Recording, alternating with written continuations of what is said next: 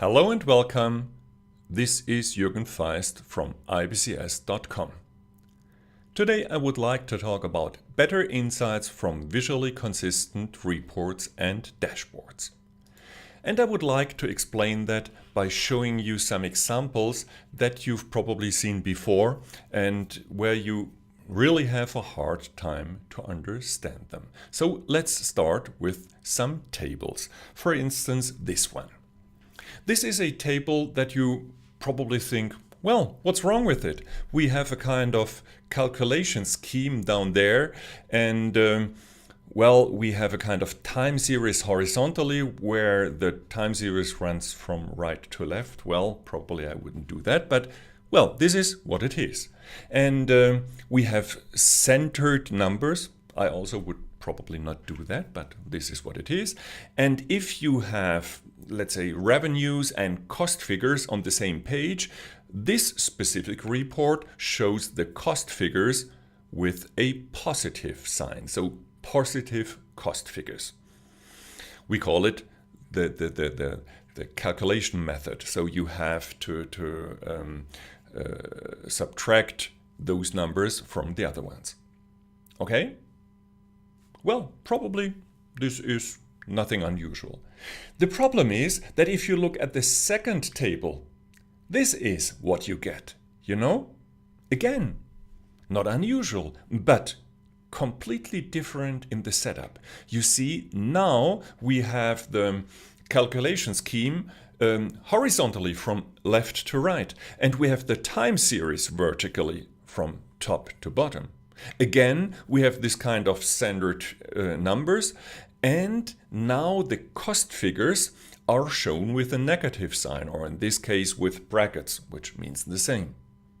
So we call it the addition method. Now you can add up cost figures and revenue figures, and you just add them up in order to get the result, which is a different approach. But well, why do the two tables use so many different approaches? This makes it hard for the audience to understand that. If you are the reader of a dashboard or of multiple dashboards and all the dashboards use different rules for the setup and for the design, you really have a hard time to understand that. And it's not only those two. You can imagine if you have a third one, this is how that one looks like, and the fourth one looks like that. Those are all real tables. And it doesn't get any better if we look at charts. So if I ask, let's say, one of you out there, hey, would you please create a dashboard for sales purposes? I would probably get this one. And I do not want to talk about those gauges and whether it's a good idea to use those speedometers. That's a different story. We can talk about that in another lesson. But here, I just want to say it has a dark background and some specific visuals. And another person would probably create a completely different dashboard like this one. Looks completely different for the same purpose. It's again a sales dashboard. So if you look at different dashboards, you see completely different design, completely different layout. Things that actually mean the same look completely different. Completely. Here, the green color. Here, the green color probably, I'm not sure, means kind of deviation. But here, if we go back, here, the green color does not mean a variance. It's not a deviation. Here, the green color just means, well, I thought it would be a good idea to have green columns. Oh my God, yeah? So that's our problem. Everything looks different. And if you then ask Google, hey, Google, show me some great dashboards, this is what you get. It's a collection of completely different looking dashboards. And this makes it hard for the receivers of those dashboards. They really have got a hard time. In this situation, my valued colleague and partner, Rolf Hichert, he had an idea. He said, well, if we want to make business communication more effective, then things that mean the same should consistently look the same. This is exactly what we have in all the other disciplines. Look into music. Music notation. A quarter note looks like a quarter note looks like a quarter note. Whether it's Beethoven or whether it's Mozart or whether it's Gershwin, a quarter note is a quarter note. And same with electrical engineering. You know, a capacitor is a capacitor is a capacitor and always looks the same. The same with architecture. If you want to draw some stairs in a construction plan, this is the way stairs look like. And it's all the same all over the globe. Why don't we have the same things? The problem is it's not there yet. Actually, we started to create some notation like that because we need a consistent notation. Without a consistent notation, this will never work. Okay? Then we have to learn that notation. And after we learned it, we will benefit from pattern recognition. How will we benefit from pattern recognition? We will benefit by getting better insight, faster and easier to understand. And this is actually the course of my lecture today. I will talk about this consistent notation, how to learn it, how our pattern recognition works with it, and then how we gain better insight. So let's start with consistent notation. When we talk about consistent notation, we have to talk about international business communication standards. So there is an organization called IBCS Association. It's an open organization. Everyone can just become a member and help us develop such a notation. This IBCS Association started creating this kind of visual language. So let me introduce how that works. First of all, it's not only about the visual design. These IBCS standards are about the visual design, but also about conceptual rules. Mainly the ideas of Barbara Minto. You've probably heard about the pyramid principle. So how to tell stories so that they are really convincing. So how to convey a message, how to organize the content, and so on. And other rule sets are about the way we perceive information. You know, Edward Tufte, Stephen Few, all those guys have been talking about perceptual rules for decades now. They have been giving training courses all around the globe about how we perceive visual information. It's mainly about choosing the proper chart types, to avoid all clutter, to increase information density, and to check scaling.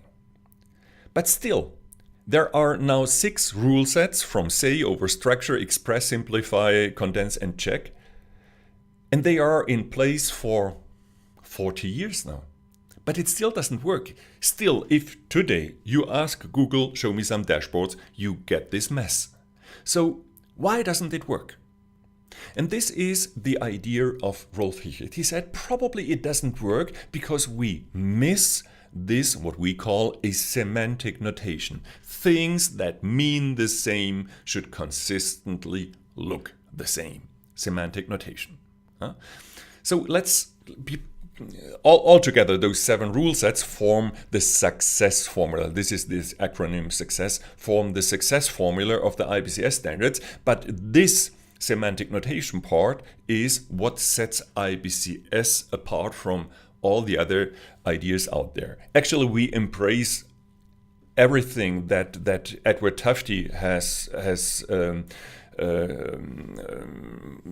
taught us for decades. Everything is fine. And Barbara Minto and many others, Jean Zelazny, everything is fine. I think we included all of that into the IBCS standards. But we then added this semantic notation idea. And I would like to introduce this idea just by giving you 5 single semantic rules, 5 of them.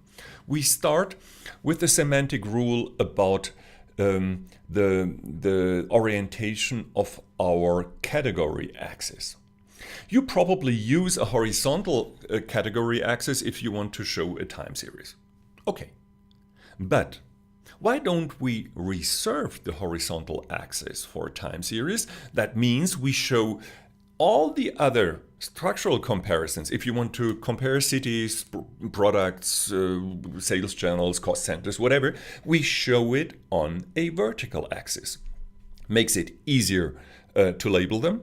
It makes it easier to sort them. And there is a clear distinction between horizontal time series and vertical structural comparisons. So your pattern recognition immediately will detect, oh, I'm comparing some structural members. This was rule number 1. Now let's talk about rule number 2. It's about, the descriptions of what we are seeing.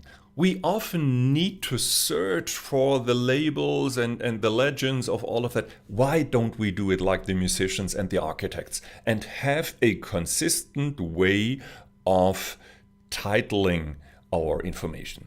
So why don't we have a 3-line title in every single chart, table, dashboard? It's put in the upper left corner and it contains the entity. Who are we talking about? Then the what, the measure, the metrics. What are we talking about? And the when. What is the time period we are talking about? Who, what, and when in the upper left corner of every chart and every table will immediately help identify the information we are looking at, and we don't have to search. This is rule number 2. Rule number 3. You know, we have 2 different types of data. We have the data that already happened. We call this data actual data. And we have data that is, let's say, kind of fictitious because it will happen probably in future. We typically call that plan or budget or something like that. Why don't we show actual data consistently with a solid fill, whereas planned data is just outlined? It still needs to be filled up. So actual solid and plan outline. And if something is in between, so you've already got your order entry but no revenues yet, so it's not fictitious anymore, but it's not actual yet, so it's in between, why don't we hatch that? So solid, outlined, hatched for actual, plan and forecast. And if the actual data is compared to actual data from the past, so let's say we compare to the prior year, why don't we show the prior year in a lighter fill? It's still filled because it's actual data, but it's lighter because we don't know exactly anymore, so we forgot a little, so it's lighter. Okay, this was the 3rd rule. 4th rule, why don't we use red and green color for variances only? Good variances get green color, red variances get a red color. Of course, if you have some people with a red-green deficiency, you might help them by pushing the green into a kind of bluish green, makes things easier, but still, in principle, red and green for bad and good variances. The problem is, if you want to leverage pattern recognition, you cannot use red and green anymore for any other purpose, because people will immediately see, oh, there is something green. Where is the good variance? But if you use green, let's say in a stacked bar chart, then people will ask themselves, why is there a green variance in a stacked bar chart? I don't understand that. So you see, you have to do that consistently. The next point is that we have to differentiate absolute variances from relative variances. So why don't we show the relative variances in pin shape? They literally have lost their volume. 2% is 2%, whether it's 1 million or whether it's just a $1, it doesn't matter. 2% is 2%. So without a volume, pins, very thin columns and bars. Some people call them lollipops. Well, and then the 5th, and this is the last rule I would like to introduce today, actually there are more of them, but I only want to introduce 5, is if we have red and green color for good and bad variances, then sometimes we need a color if we don't know whether a variance is good or bad. Let's say here in headcount, you lost some people, is that good or is that bad? Well, it depends. You increased your headcount, is that good? Is that bad? Well, it depends. Same with investments. So let's use a 3rd color. We would suggest a bright blue. A bright blue. And we also use the bright blue if we just want to highlight, like here you see the circle around the number. If we just want to highlight a term or a number, we use this 3rd color. So 3 colors just to use for highlighting. This was the 5th rule. And now let's apply them and you see what happens. If we want to show a time series, let's say 12 months a year, you know, we've got a horizontal axis. This is rule number 1 with the month from January to December. Now we want to know what are the figures we are looking at, the measures, the metrics. So we probably would want to, and also we want to see who are we talking about. So the who, the what, and the when. Alpha Corporation net sales in million US dollars 2021. This works fine. And now we start drawing the columns. If we look at the columns of course should have a solid fill if 2021 already happened. So the 12th month that already happened in 2021 have a solid fill. If we are in September 2021, so we only have actual data from January to August, but plan data from September to October, we should show the September to October with a just outlined. And now that we have plan data for September to December, we could also add plan data for the other month, January to August, plan data. Now we can compare actual and plan from January to August, and from September onwards we only have the plan data. So why don't we add a kind of forecast for the last 4 months? Forecast is hatched. So hatched figures from September to December. You see, it's just applying those rules and you immediately, if you get accustomed to that, you immediately see, you do not even have to read the labels, oh, actual data from January to August and forecast from September to December compared to plan. And if we would not want to compare to plan, but we would want to compare, let's say, to previous year, then the second column, the side-by-side column, is not outlined, but gray. You see, I just switched the fill from outlined to gray. This is the application of our 3rd rule, the different data types. Of course, well, I've been working as a C-level executive for many, many years. If you ask a manager, well, what are you interested in? If you now see those figures for the 12th month, you will immediately get the answer. What does that mean for the entire year?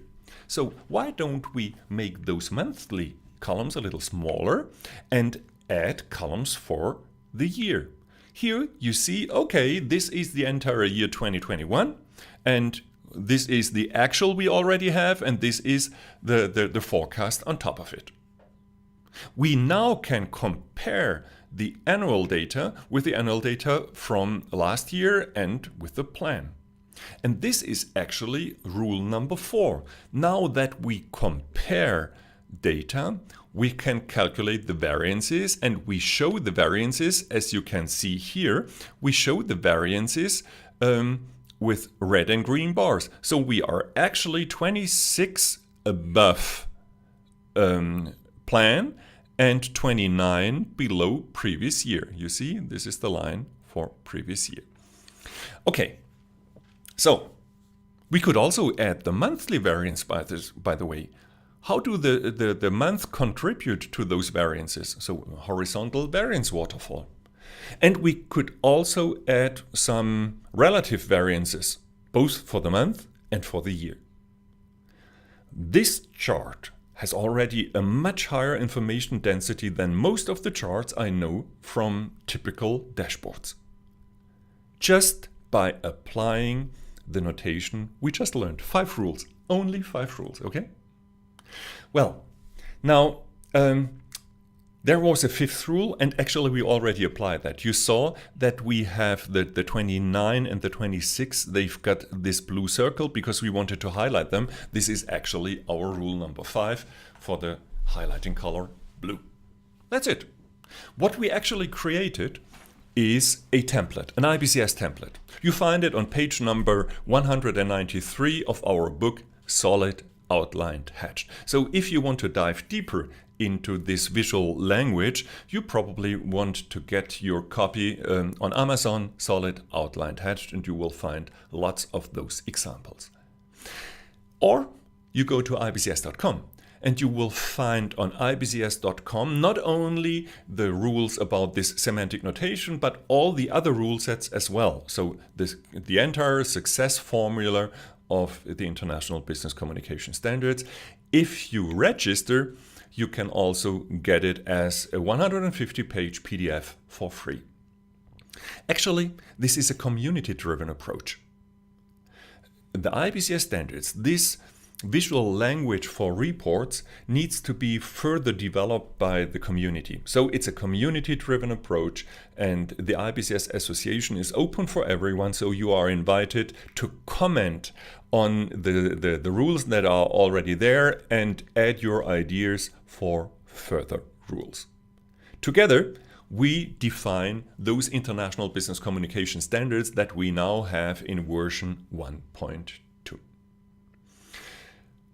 Okay, now that we've defined this kind of visual notation, we need to learn it.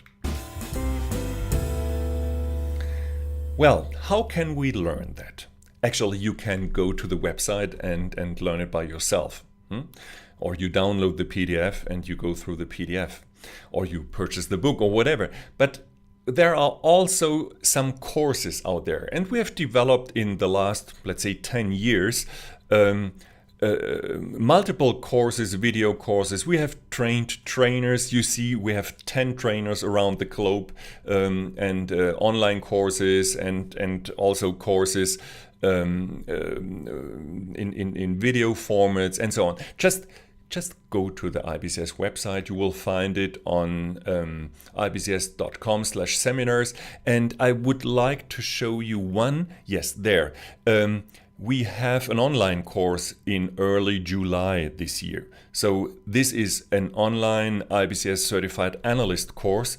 So if you are interested, you might want to register. But you find all of that on ibcs.com/seminars.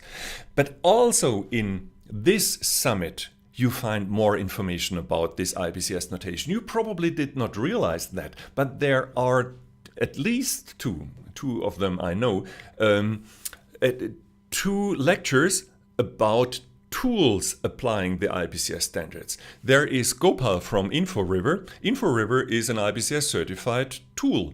It's an add-in for a plugin for Power BI, creating 100% perfect IBCS style report at the click of a button. It's probably one of the fastest ways to get there. So it has been yesterday, but you can get the video, as you know. So I really recommend look at this lecture from Gopal. And there has been a second one. No, there is a second one. This one is on Thursday. So you might want to register for that one. It's from Zebra BI. Mark from Zebra BI will focus on a special tool in Zebra BI for choosing the right visual. But actually Zebra BI, again, is an IBCS certified plugin for Power BI, creating 100% perfect IBCS style reports. So I really recommend you have a closer look at those 2 summit sessions. Now that you learned it, you can benefit from pattern recognition. And the interesting thing is that pattern recognition even works if we don't know the rule behind. It's just that we get accustomed to something, and just getting accustomed is enough that pattern recognition works. So if, for instance, we have this kind of topographical map, you know that if you want to have a 3D map, then the question is this path on top of the mountain, or is it down in the valley along the river? And probably most of you will say, yes, of course, it's on top of the mountain. But it's not. Now I show you the rivers. You see the blue rivers, and you see, oh, this path is along the river, so most probably it's down the valley and not up the mountain. What's wrong with it? Our pattern recognition didn't work. Our pattern recognition would work if it would be that way. You see the difference? It's just the opposite shading. And actually, our pattern recognition works if the light is shining from the northwest. In this case, the light is coming from the southeast. And then our pattern recognition doesn't work. Did any one of you know that there is this kind of rule for creating topographical maps? I didn't know that. But still, our pattern recognition worked because we just got accustomed to it. So, if we just create more of the charts and tables of this style. This is what we just created. So let's say we do not only show here this horizontal waterfall, but we also show the vertical waterfalls in a similar style, and we add such things to tables. It looks very similar. You see the pins here for the relative variances. The same thing for stacked columns or stacked bars, even if you create small multiples. It's always the same language. Things that mean the same consistently look the same. If you apply this, probably by just installing Zebra BI or InfraRiver, then you would not be alone. You see, many companies already do that and benefit from this pattern recognition, like this Lufthansa company, or this Mercedes-Benz, or this is a retailer from Switzerland. This is a shoe company. This is a television company. This is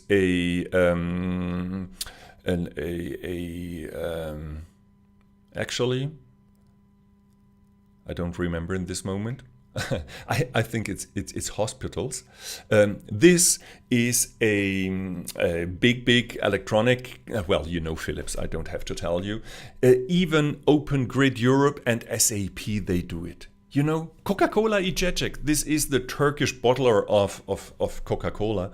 They do it, and you see all looks similar. If you ask Google, again, do it. Go to Google and ask Google, hey Google, show me some IBCS compliant dashboards. This is what you get. And I hope you see the difference from before. Everything looks similar. It's a kind of visual language behind that, and we already get accustomed to it. Now you probably ask yourself, well, if we apply consistently such a visual language, will this really help us? It looks like a good idea, but is there a kind of, let's say, scientific proof for that? And I would like to prove that.